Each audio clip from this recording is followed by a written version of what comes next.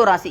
डूंगरपुर जिले के बासिया गांव में आज प्रकृति का एक बेहद दुर्लभ नजारा देखने को मिला। यहां एक खेत में दो रेड स्नेक धामन सांप एक दूसरे के साथ क्षेत्रीय वर्चस्व को लेकर लड़ाई करते नजर आए, जिसे देख ग्रामीण अचंभित रह गए। स्थानीय भाषा में धामन कहे जाने वाले इन सांपों की लड़ाई को कॉम्बैट डांस भी कहा जाता है। वन्य जीव विशेषज्ञों के अनुसार मानसून से ठीक पहले नर धामन सांपों के बीच अक्सर इस तरह की लड़ाई देखने को मिलती है। यह लड़ाई किसी मादा के लिए नहीं बल्कि अपने इलाके पर कब्जा जमाने के लिए होती है। जो सांप इस लड़ाई में जीतता है वह उस क्षेत्र पर अपना प्रभुत्व जमाता है और वहां की मादाओं के साथ प्रजनन का अधिकार प्राप्त करता है। अक्सर लोग सांपों को देखकर डर जाते हैं, लेकिन धामन सांप इंसानों के लिए बेहद ही फायदेमंद है।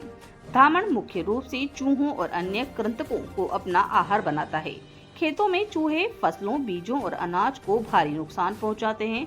धामन इन चूहों का सफाया कर किसानों की मेहनत को बचाने का काम करता है, इसीलिए इसे किसानों का मित्र भी कहा जाता है। धामन सांप जहरीले नहीं होते, लेकिन वन्य जीव प्रेमियों का कहना है किसी भी सांप को उकसाना नहीं चाहिए।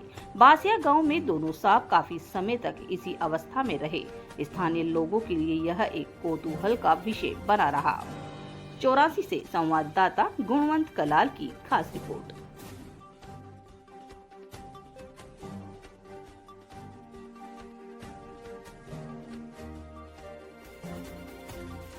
स्नेक हैं जिन्हें हम धामन कहते हैं, और ये जो फाइट चल रही है वो दोनों मेल रेड स्नेक की चल रही है। ये टेरिटरी के लिए फाइट हो रही है और इसमें जो दोनों मेल रेड स्नेक लड़ते हैं उनकी फाइट को कॉम्बैट डांस कहा जाता है। जो भी इनमें से जीतेगा वो इस एरिया को डोमिनेट करेगा, वो इस एरिया को एंजॉय करेगा और इस एरिया की जो फीमेल्स हैं उनके साथ भी एंजॉय करेगा।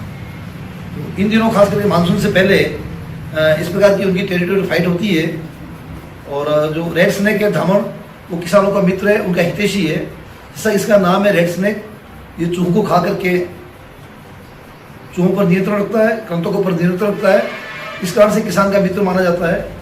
किसानों के बीज, फसल और अनाज का जो नुकसान करते हैं चूहे, उनसे उसको बचाता है।